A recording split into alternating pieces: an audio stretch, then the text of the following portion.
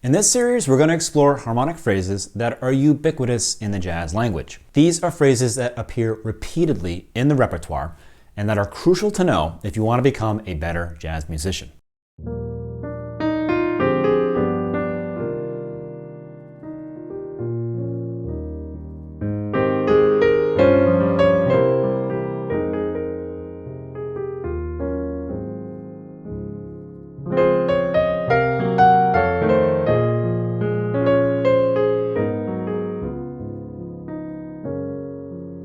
We'll show you how they work and how to think of them so that you can play them in all keys with ease. I can't stress enough how important this practice is. These are short harmonic phrases so often found in the repertoire that knowing them in all keys will increase your improvisational skills tenfold. And definitely stay around until the end of the video where I'll show you how to download the PDF and access the backing tracks with today's exercise in all keys. And this PDF will include the exercise for concert instruments, B-flat instruments, and E-flat instruments. Remember, all the great masters are able to identify these phrases within any jazz standard. And that's because they've seen them so many times in other tunes. This allows them to recall their own ideas at will, making the creative process much more effective and fluent. Without knowing these phrases, your improvisation will suffer greatly. Just imagine knowing how 90% of any jazz standard sounds like before you even start learning it. So here's There Will Never Be Another You, as shown in Volume 1 of the Jazz Standards Progressions book. Remember, in this collection, you'll find all of the jazz standards fully analyzed with Roman numerals, arrows and brackets, and chord scales on every function. And right away, in the first few measures, we find one of these harmonic phrases that I've been talking about. This is a progression that takes us from the tonic to the relative minor using secondary functions, the 2-5 of 6. You'll find this harmonic move in almost every jazz standard. In step 1, we're going to play the root of the chords. This is crucial because you'll learn how to think about this progression when you focus on the roots of these chords. Remember, we're getting to the 6th chord from the tonic by using a 2-5 of 6. And the 2 of 6 is just a half step below the tonic. So this move is always the same. Play the tonic, move down a half step, and you're good to go.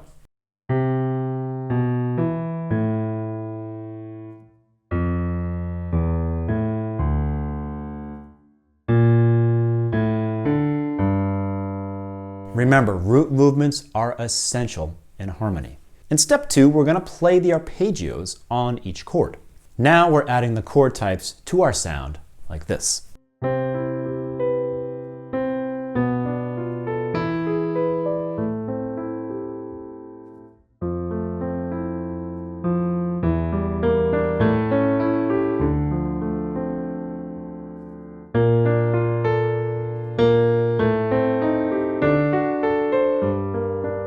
And if you want, you can expand on these steps by playing the thirds, the fifths, or the sevenths of each chord. And if you're more advanced, just practice improvising over these chord changes in all keys by using the backing tracks at the end of this video.